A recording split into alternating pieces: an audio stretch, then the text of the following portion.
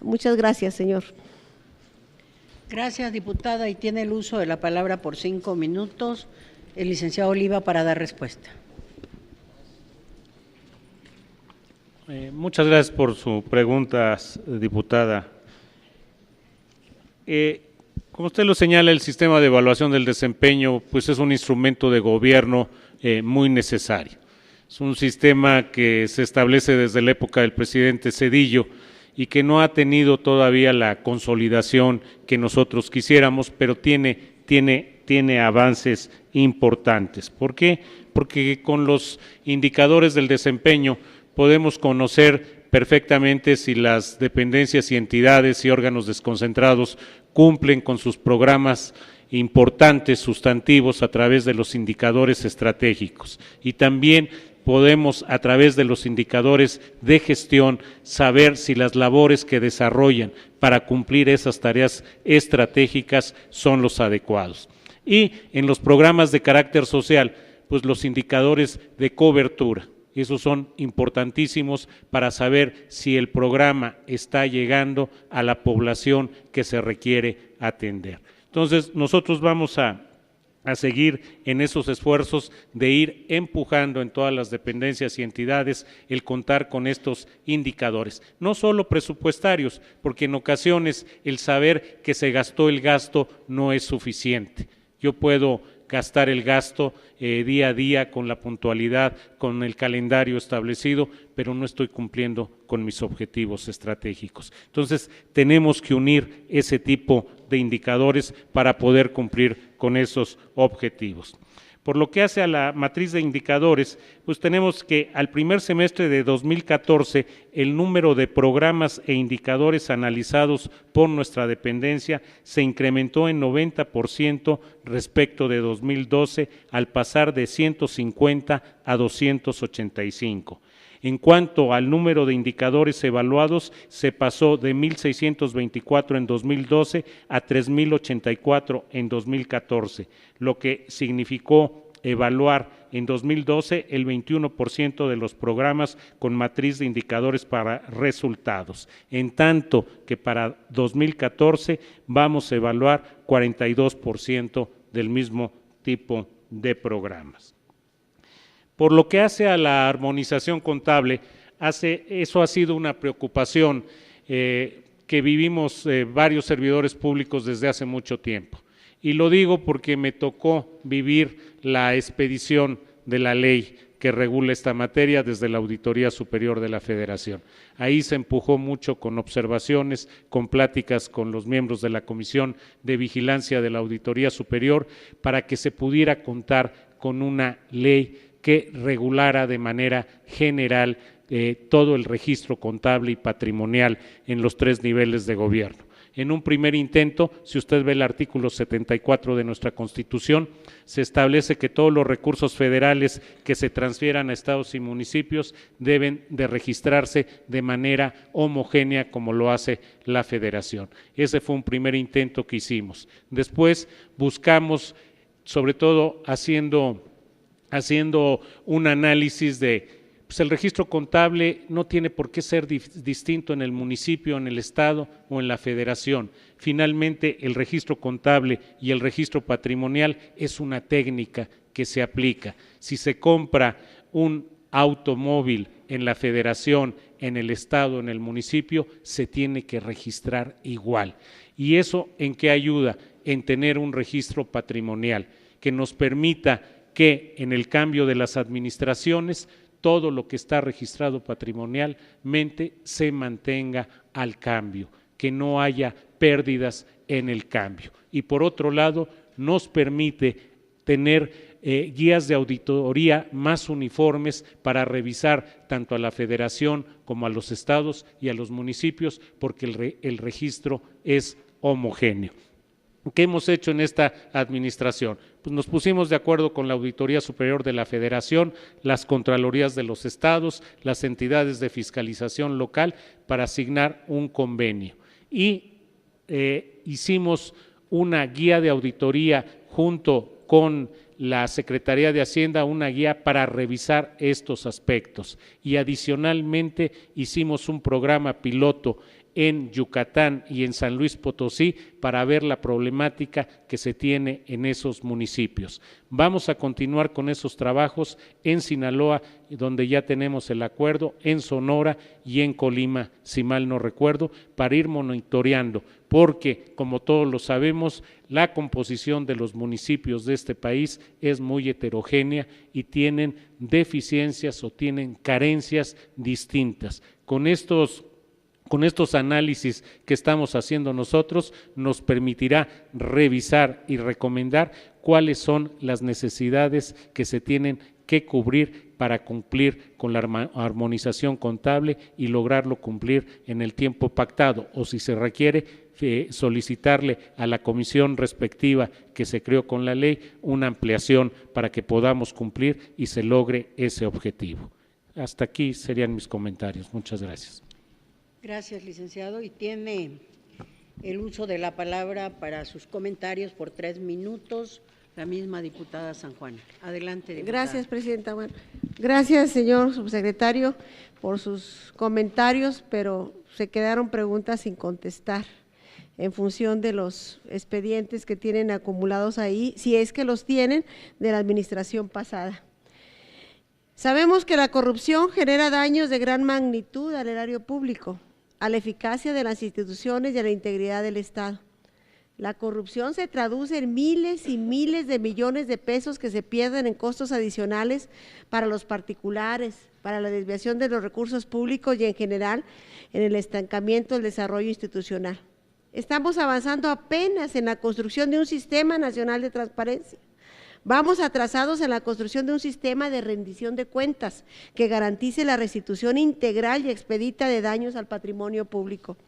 Aquí se mencionaron que había tantas averiguaciones o sanciones administrativas, pero no mencionamos que muchos de esos funcionarios recurren a lo que en derecho les corresponde también, amparos que se resuelven a favor de ellos en función de que se les quitan las sanciones administrativas y las sanciones económicas. Nos falta consolidar esto, si hay evidencias, si hay pruebas de que esto se cometió, pues tenemos que coordinar los esfuerzos para que en otras instancias judiciales en realidad podamos destrabar esto, porque todos los esfuerzos se pierden. En un momento dado hay funcionarios que ganan el amparo, se reintegran y piden que se reintegren a la función, etcétera. Y creo que eso no lo podemos seguir permitiendo. Por lo tanto, es imperativo combatir la corrupción e implantar la cultura de la honestidad en la gestión del gobierno. Es un reclamo social cada vez más fuerte. Y esto no apareció de la noche a la mañana. Estamos conscientes que esto es cotidiano desde hace muchos años, independientemente de los colores que haya en el gobierno.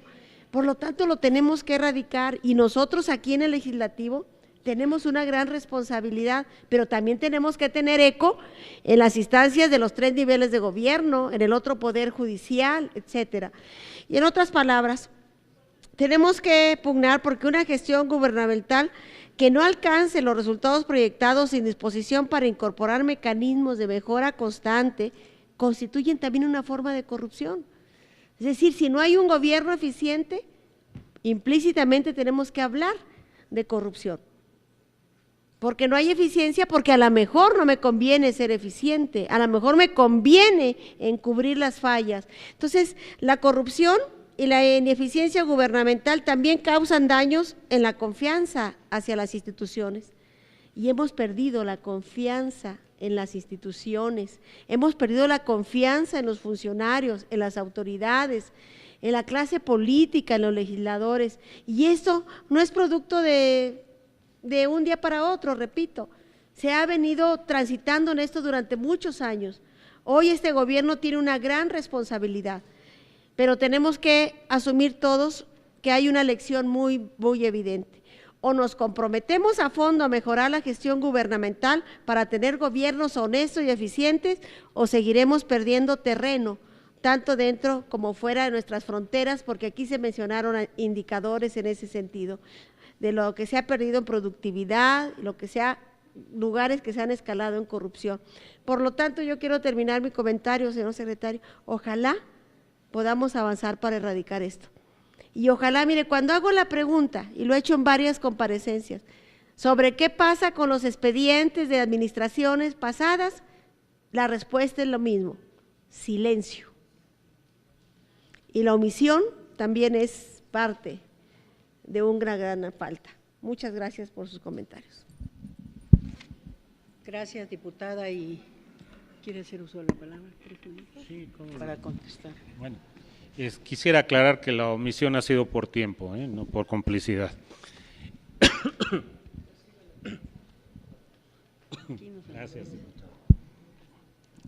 En el caso de expedientes de la administración pasada, si usted revisa las cifras que damos nosotros desde diciembre de 2012 y de todo el año de 2013, un número muy importante, yo creo, le puedo asegurar el 80% de los servidores públicos sancionados, si no es que más, son de la administración pasada. Y nada más le recuerdo, por ejemplo, el caso de 2 titulares de pronósticos deportivos que fueron sancionados por irregularidades que se detectaron en su momento y que nosotros tuvimos los expedientes y emitimos las resoluciones. Por lo que hace a que son combatidos, pues es un derecho constitucional que todos ellos tienen. Tienen la posibilidad, cuando las resoluciones administrativas las emitimos nosotros, de acudir en primer término con nosotros ante un recurso y después ir al Tribunal Fiscal, o inicialmente ir al Tribunal Fiscal, al Tribunal de Justicia Fiscal y Administrativa. Si la resolución les es adversa, pueden ir al amparo. Yo le quiero decir que de septiembre de 2013 a junio de 2014, tenemos una efectividad en promedio en responsabilidades de 77.5%. 77.5% es positivo a la Secretaría de la Función Pública. Y por otro lado, por lo que hace a sanciones a empresas, la efectividad es en promedio del 72%. ¿Qué se ha hecho en las áreas de responsabilidades? Se ha dictado una política desde el inicio de la administración. Solamente cuando existan elementos se sanciona. Si no hay elementos, no debemos de sancionar, porque luego se nos llegan a caer las resoluciones. De por sí corre uno riesgo que en ocasiones se fija un criterio por un tribunal, a pesar de que uno está convencido de que sí se debe de emitir la sanción. Y le pongo un caso que nos acaba de pasar. Sancionamos a los servidores públicos, a unos servidores públicos de PMI, que son de la administración pasada, como usted pedía información. De PMI Internacional, de Petróleos Mexicanos, de la empresa que tiene para la comercialización de todos los productos que van hacia el exterior. Nosotros, con los elementos que se tenían, que fue un trabajo que se hizo en la administración pasada, emitimos la resolución sancionatoria. Fue a un tribunal colegiado y con una votación de 2-1 se dijo que no les era aplicable la normativa que tenía Petróleos Mexicanos, porque son operaciones que realizan en el exterior. PMI tiene empresas, como les llamamos, hijas subsidiarias, que están reguladas porque se constituyen en otros países. Y ese fue el criterio de esos 2 magistrados que resolvieron. Nosotros teníamos la convicción que sí les era aplicable la normatividad que estaban llevando a cabo, y por eso salieron exonerados. A pesar de esos riesgos que a veces tiene uno en criterio, nosotros hemos determinado que cuando haya la convicción de sancionar, entonces sancionemos. Y hace unos días acabamos de sancionar a alguien que fue directora general de IMCINE en la administración pasada, también por irregularidades que le detectamos. Y así vamos a seguir. Si hay elementos, sean de la administración pasada o sean de la administración actual, vamos a sancionar. Si no hay elementos, no nos atrevemos. Gracias, licenciada. Y conforme al acuerdo, me toca la palabra para efectos de… ¿Mandé? Usted siempre me quiere dar la palabra 2 veces, lo cual por eso lo quiero mucho, pero una sola vez. Me toca hacer uso de la palabra Como presidenta de la Comisión de Transparencia y Anticorrupción de esta presente legislatura, celebro el momento tan crucial y paradigmático que el Poder Legislativo de México está viviendo en la construcción de un nuevo diseño constitucional y reglamentario en materia de transparencia, acceso a la información y combate a la corrupción. Es un momento importantísimo en un tema importante para el país. Sin duda, estas tres maneras impactan de manera horizontal en todos los temas de la agenda nacional. Por ello, una regularización eficaz sobre las mismas resulta ser una condición necesaria para dar el anhelado paso de una transición democrática a una consolidación de nuestra democracia mexicana. En esta medida, si bien existen 11 reformas constitucionales en diferentes materias, las reformas constitucionales y legales en materia de transparencia y combate a la corrupción son los pilares que van a sostener el éxito y la eficacia de las demás reformas estructurales. No por nada, en el marco de la 69 Asamblea General de la ONU, el presidente de la República reconoció a nivel internacional que los gobiernos abiertos, como en el caso mexicano, deben tener como objetivo fundamental impulsar una gestión más transparente de los gobiernos y combate a la corrupción. Las reformas mencionadas nos permitirán construir una genuina democracia, pero yo quiero recalcar este término, una genuina democracia con ética, en donde los ciudadanos puedan tener una fuerte cercanía con las instituciones en un ámbito de transparencia, apego a la legalidad y seguridad jurídica. No pasa inadvertido que estos cambios van en armonía con los principios que constantemente y conscientes debemos de tener con el compromiso con una sociedad por vigilar y exigir que los integrantes de los poderes públicos, federales y locales cumplan sus responsabilidades democráticas y ejerzan el poder y sus funciones dentro de los límites constitucionales y legales en beneficio de los mexicanos. Cabe recordar que respecto al combate a la corrupción, la Secretaría de la Función Pública tiene a su cargo importantes acciones gubernamentales que son prioritarias, tales como la promoción de la cultura de la legalidad, el aprecio por la rendición de cuentas y la adopción de medidas preventivas y sancionatorias de las prácticas corruptas. En este tenor, el Estado mexicano, a través de dicha Secretaría, refrendó su compromiso para fortalecer las acciones en materia de combate a la corrupción.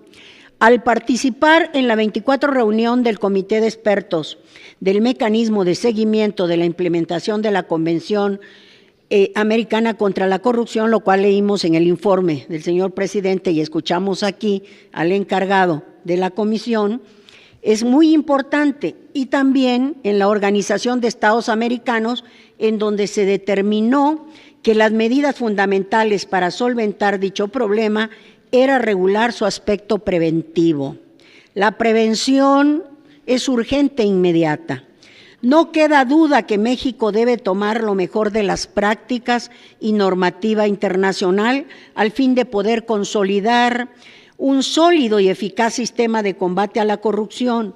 Por ello debe interiorizar diversos tratados internacionales, tales como la Convención de las Naciones Unidas contra la Corrupción y la Convención Interamericana contra la Corrupción de la Organización de los Estados Americanos, instrumentos que establecen, entre otras cuestiones, la necesidad de contar con un sistema integral de prevención a la corrupción. No quiero dejar de decir, y ya que fue un acuerdo entre las dos comisiones, yo no voy a hacer preguntas, simplemente quiero aquí dejar una inquietud ante esto. La importancia de trabajar el ámbito de transparencia y el combate a la corrupción nos llevará a que tengamos mejores políticas públicas, más claras y transparentes, eficaces y con mayor credibilidad por parte de la sociedad. Resta decir que las reformas institucionales y constitucionales referidas y sus leyes secundarias han sido de gran calado, pero aún falta por concluir, yo coincido en eso, falta por concluir positivamente la aprobación de la legislación secundaria en su totalidad. La misma reforma que sacamos en febrero lo dice y lo mandata.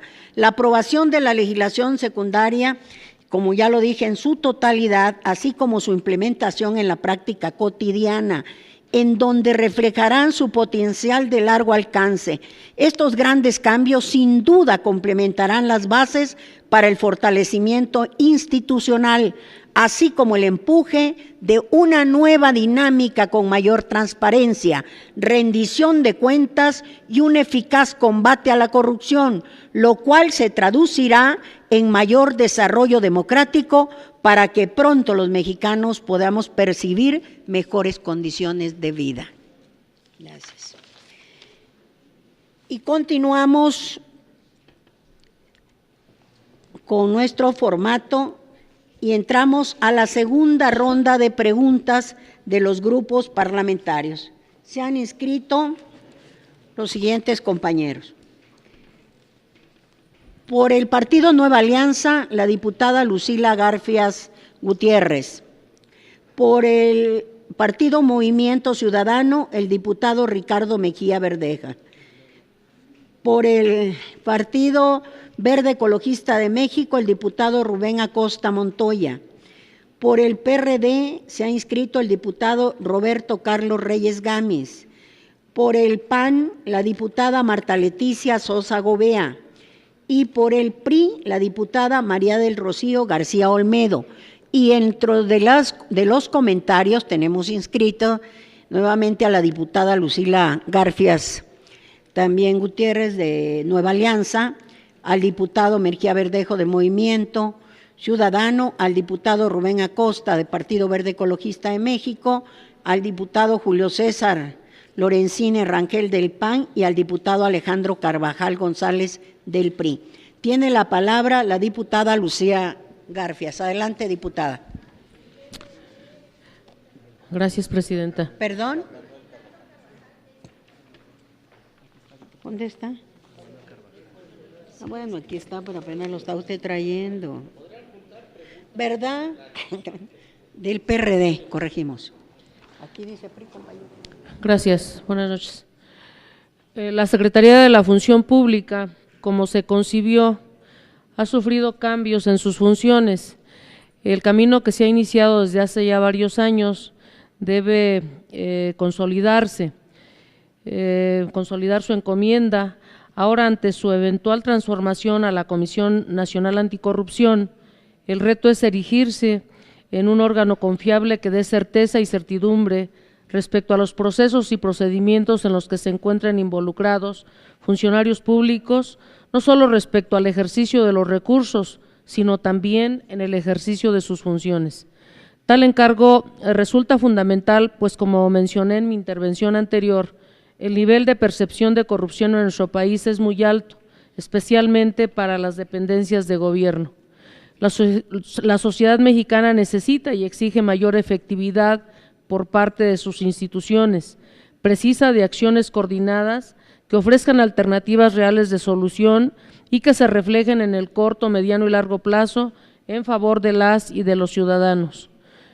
En nuestro grupo parlamentario coincidimos en que las reformas aprobadas por esta legislatura son pieza fundamental para empezar a cumplir dichas exigencias, al tiempo que reconocemos que éstas no darán resultados esperados si los servidores públicos encargados de su implementación no cuentan con la preparación cognitiva, profesional, ética y moral adecuada para realizar sus tareas de manera honrada, cabal, legal y eficazmente.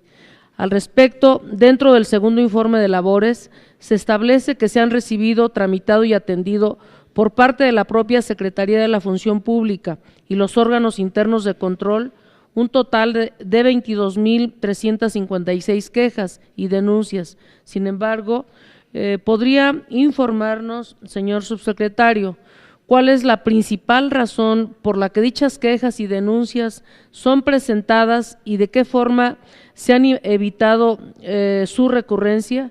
Asimismo, ¿cuántos servidores públicos han sido inhabilitados, multados, suspendidos o declarados sin responsabilidad de dicho total?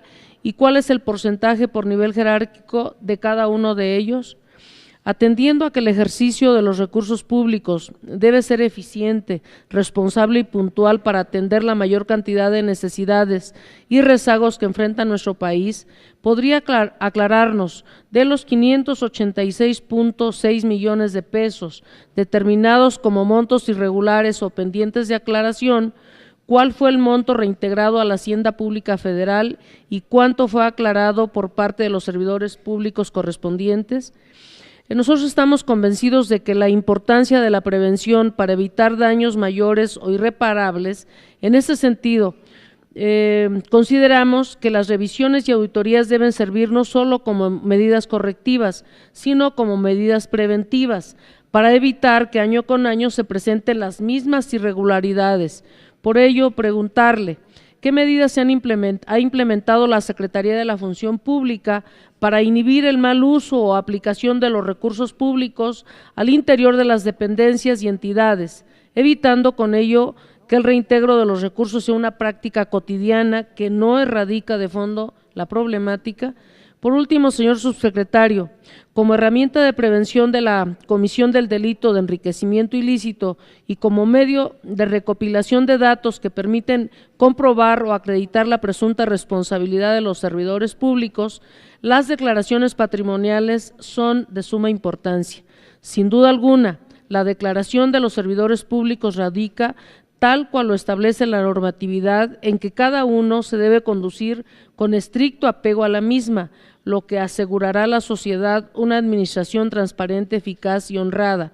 Al respecto, resulta relevante el aumento en el cumplimiento de la presentación de declaraciones de su situación patrimonial, pasando de 297.500 en el año 2013 a 301.217 en este 2014. Reconociendo la importancia que tiene la implementación de acciones y programas para reducir el número de omisiones respecto a esta presentación, ya sea de la declaración inicial, de conclusión o de modificación, ¿podría informarnos qué mecanismos se han implementado para detectar el aumento injustificado o indebido de bienes de los servidores públicos? Y en su caso, ¿cuántos servidores han sido sancionados con base en la información proporcionada en dichos medios de control? Agradezco su atención y respuesta. Muchas gracias, diputada, por sus preguntas. Diputada Lucila Garfias, respecto a su pregunta de cuáles son los niveles de los servidores públicos que hemos sancionado. Por ejemplo, en el caso de las inhabilitaciones del 1 de diciembre de 2012 al 30 de junio de 2014, hemos inhabilitado, por ejemplo, a un subsecretario de Estado de la Secretaría de Comunicaciones y Transportes. También hemos inhabilitado al titular de la Unidad para la Defensa de los Derechos Humanos y hemos inhabilitado 88 directores generales, adjuntos u homólogos, 525 directores, 640 subdirectores y 830 jefes de departamento. Por lo que hace a las suspensiones, hemos suspendido a un titular de unidad en la Secretaría de Gobernación. Hemos sancionado 118 directores generales, 601 directores de área, 974 subdirectores y 1.031 jefes de departamento, 2.587 operativos. Por lo que hace a amonestaciones públicas, hemos sancionado a un oficial mayor de una Secretaría de Estado, a un titular de la unidad de gobierno de la Secretaría de Gobernación y hemos sancionado a 80 directores generales, 626 directores homólogos, 687 subdirectores homólogos y 1,072 jefes de departamento y 3,126 operativos. Las medidas que hemos implementado por lo que hace a las declaraciones de situación patrimonial, al llegar a la dependencia, la única forma de poder presentar la declaración de situación patrimonial era a través de la firma electrónica que genera el Servicio de Administración Tributaria. Entonces nos dimos a la tarea desde el año de 2013 para poder darle una alternativa a los servidores públicos. Creo que la obligación de las dependencias es facilitar que la gente pueda presentar las declaraciones de situación patrimonial, porque de ahí nacen las investigaciones que nosotros hacemos cuando pensamos, cuando tenemos denuncias, cuando investigamos que pudiera haber un enriquecimiento inexplicable. Entonces, generamos una firma que al momento de presentar la declaración se solicita a la Secretaría y en ese momento sale la firma que aprueba el servidor público y envía su declaración patrimonial. En el año de 2013, que es cuando la aplicamos, tuvimos más de un 30% de utilización por los servidores públicos. 30% se fueron por la nueva modalidad de firma que estábamos llevando a cabo y un 70%, menos del 70%, fue como un 67% contra un 33%. Ahora, en las declaraciones de mayo de 2014, ya logramos que fueran más del 50% los que se fueron por la alternativa que generamos al inicio de la administración. También le quiero decir que otra cosa que nos preocupó para generar esta firma, que hay una serie de servidores públicos que están obligados a presentar la declaración de situación patrimonial debido a la actividad. La mayoría es por los niveles que tenemos. Entonces, por los niveles se dice tú estás obligado por tener ese nivel o porque es homogéneo, pero ciertas actividades como de policía, por ejemplo, verificador, auditor fiscal, etcétera, que están expuestos al contacto con la ciudadanía en la corrupción, pues por los salarios que reciben no están obligados a presentar declaración fiscal y los obligábamos a ir al SAT a obtenerla. Entonces, con esta posibilidad, pues mejoramos la presentación de declaraciones. Y le doy un dato, en la Policía Federal presentaban alrededor del 80 y tantos % la declaración en el año anterior. En el año siguiente, con esta medida, logramos un cumplimiento del 98%. Creo que la administración pública debe facilitar a los ciudadanos, a los servidores públicos, las herramientas para cumplir con sus obligaciones de ley. Y creo que esta medida ha sido muy favorable para los servidores públicos porque los números nos permiten confirmar esta modificación, que además me costó trabajo, se lo quiero decir aquí directamente. Cuando llegué y pedí que quitáramos la firma electrónica, me dieron 1000 razones y me dijeron que era la única que podíamos utilizar. Dije, no le puedo negar al servidor público tener otra opción, vamos a construir otra opción y la construimos y lo logramos y reitero, ese porcentaje del más del 50% nos da la razón. Gracias, licenciado. Y tiene la palabra la diputada Garfias para hacer sus comentarios. Agradezco, señor subsecretario, sus respuestas y sus comentarios.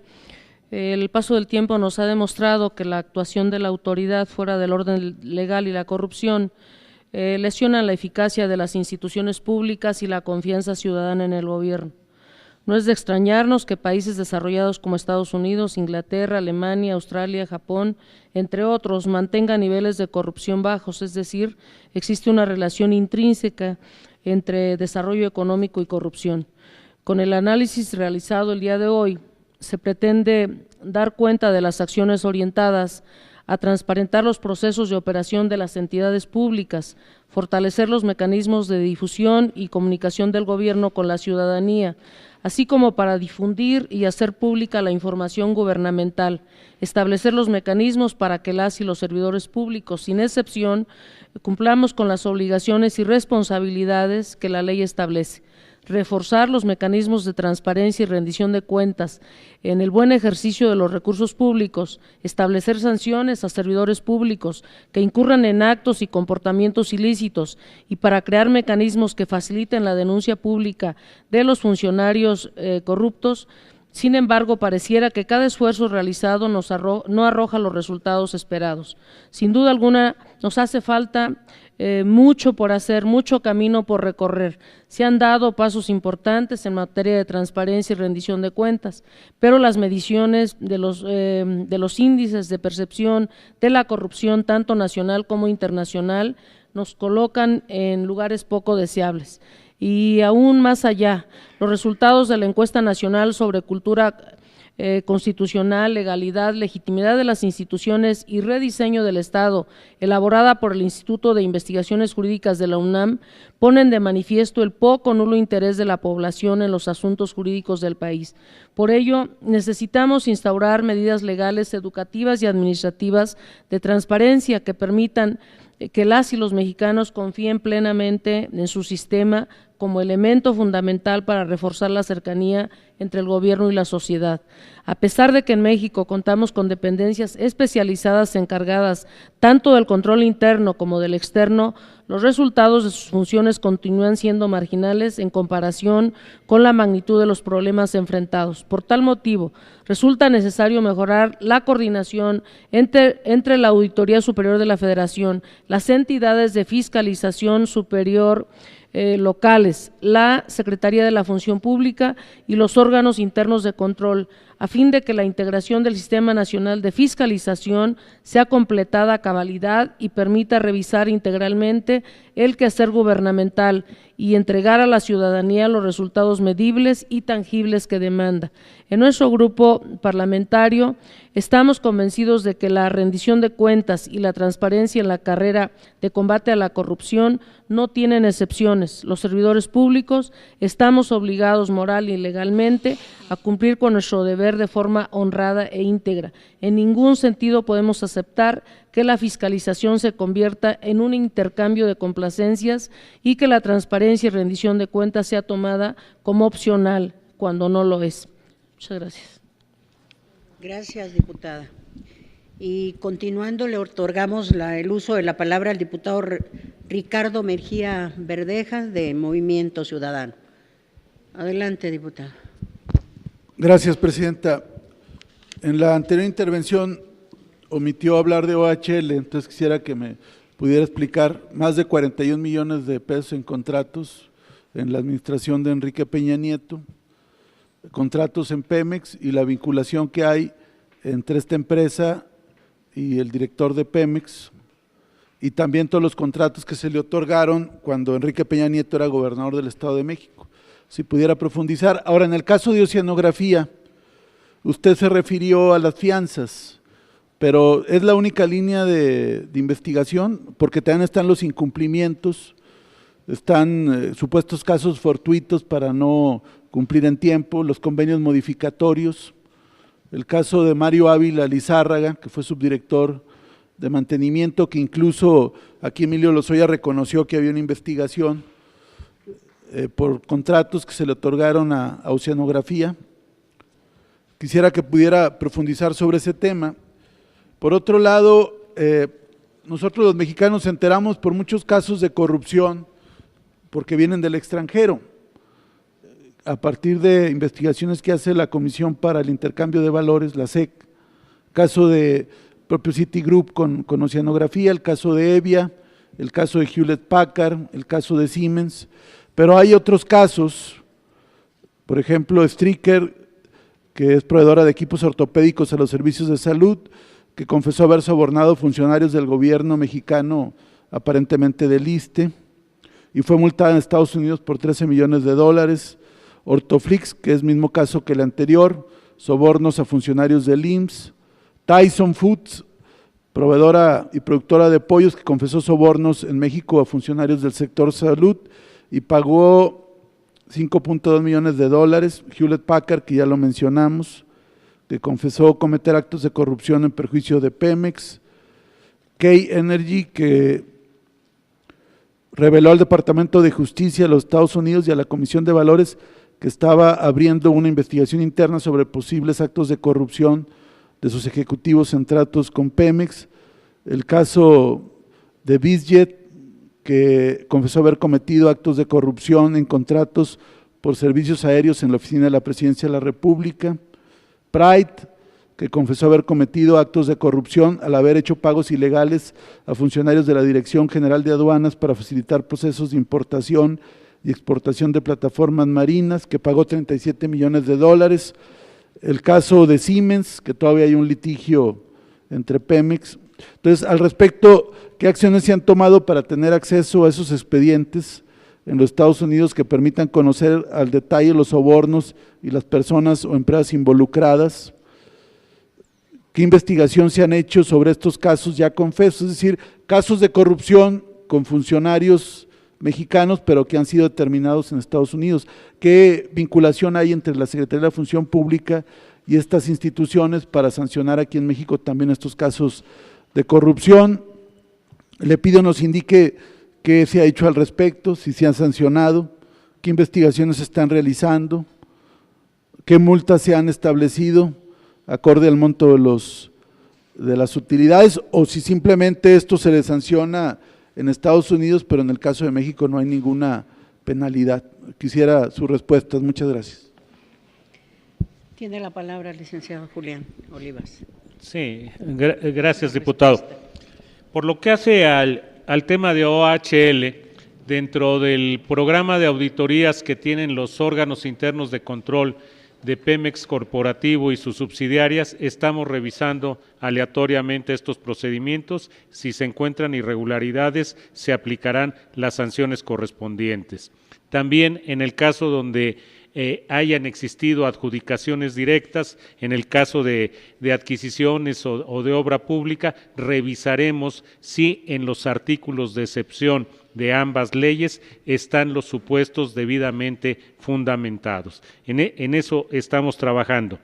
La vinculación con el gobierno del Estado de México a nosotros no nos corresponde, no tenemos competencia. Respecto a la actual, la Ley Federal de Responsabilidades Administrativas de los Servidores Públicos, cuando trata el tema de interés, establece que si alguna persona tiene vinculación familiar, personal o de sus familiares con alguna empresa, debe de excusarse. Entonces, cuando nosotros revisamos si existe ese supuesto de ley y la persona no se excusó, adjudicó un contrato, dio una concesión, dio un permiso, dio una autorización y no se excusó y avisó al superior jerárquico, entonces está incurriendo en responsabilidad y sancionamos. Si el caso del director de Pemex encontramos que tenía una vinculación y asignó un contrato, firmó un contrato, tendríamos elementos. Si no firmó ningún contrato, la ley no nos permite sancionar esa conducta. Por lo que hace a oceanografía, es cierto, no encontramos ninguna irregularidad en el fraude con Pemex. La empresa realizaba estimaciones para cobrarle a Pemex y estas estimaciones eran pagadas. ¿Qué es una estimación? Pues se presenta el cálculo que hace la empresa en un periodo determinado de los servicios que prestó a Pemex. Pemex la revisa, la acepta o hace los ajustes correspondientes y lo pasa a la tesorería y se le paga a la empresa, en este caso a Oceanografía. ¿Qué hacía Oceanografía? Independientemente de esta actividad normal, sin ningún problema, presentaba estimaciones a Banamex que eran falsas. Las firmas de los servidores públicos ya fueron revisadas por el órgano interno de control de Pemex y las firmas son falsas, notoriamente falsas, no requieren ni peritaje. ¿Por qué? Porque son totalmente distintas a las normales de los servidores públicos. Con estas estimaciones, Banamex daba una especie de contrato de factoraje, que no era factoraje, pero guarda mucho de las características del contrato de factoraje y le daba recursos a la empresa. Entonces, en esta operación que dio lugar al quebranto del banco, no encontramos ninguna irregularidad a cargo de servidores públicos. Sí estamos investigando todo lo relacionado a las ampliaciones de los contratos, están en investigación, y también la actividad que realizó en su momento esta persona que usted mencionó, que como le dijo a usted estaba sujeto a investigación. Tiene 2 investigaciones por parte de nosotros, y una vez que concluyamos esa investigación, iniciaremos procedimiento disciplinario para, en su caso, si no desvirtúa las imputaciones correspondientes, sancionarlo. Estamos en ese tramo de la investigación y nos estamos allegando los elementos correspondientes. El otro tema que usted comenta de varias empresas que en Estados Unidos, a través de la información que dan a lo que es la Comisión Nacional de Valores de México, han señalado que han dado recursos a servidores públicos o a intermediarios para obtener contratos.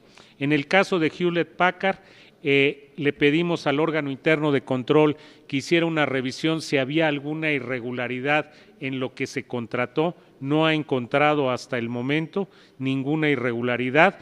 No obstante ello, vamos a investigar a 2 de los subdirectores que asignaron los contratos. Vamos a hacerles una verificación de carácter patrimonial para poder determinar si tienen recursos. Uno de ellos ya fue sancionado por haber recibido ahí alguna prestación extralegal de un proveedor para ir a un gran premio en un momento dado, y que en su momento lo sancionó la Secretaría de la Función Pública a través de su órgano interno de control. Todos estos que usted ha mencionado del ISSSTE, del IMSS, de Salud, de la Oficina de la Presidencia de la República y del área de aduanas del SAT, vamos a revisar a los servidores públicos. Nada más que yo aquí sí quisiera llamar la atención de ustedes como legisladores.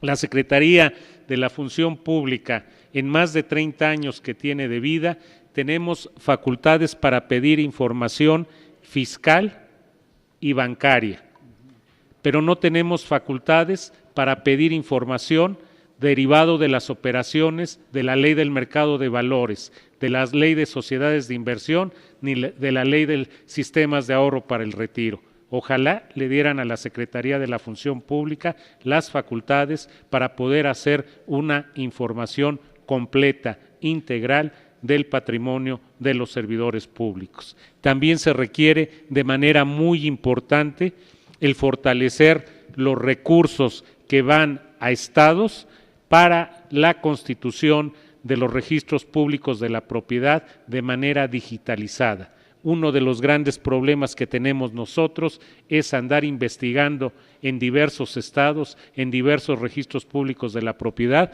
cuando si todos estuvieran digitalizados, con el poner el nombre de una persona o de sus familiares, podríamos saber dónde están sus bienes ubicados, si tiene una casa en Tijuana, si tiene un departamento en Cancún o tiene una casa en Toluca o en Pachuca. Desgraciadamente hay que darle más recursos, desgraciadamente no han tenido el apoyo suficiente. Creo que esta Cámara tiene los medios para propiciar esta consolidación de los registros públicos de la propiedad, y creo que con esas facultades, con esa integración, podremos hacer mejor nuestro trabajo para la verificación patrimonial. Con las facultades que tenemos, seguimos trabajando, y cuando hay elementos, iniciamos los procedimientos disciplinarios sancionatorios. En este momento tenemos investigados a 2 funcionarios de la Procuraduría General de la República,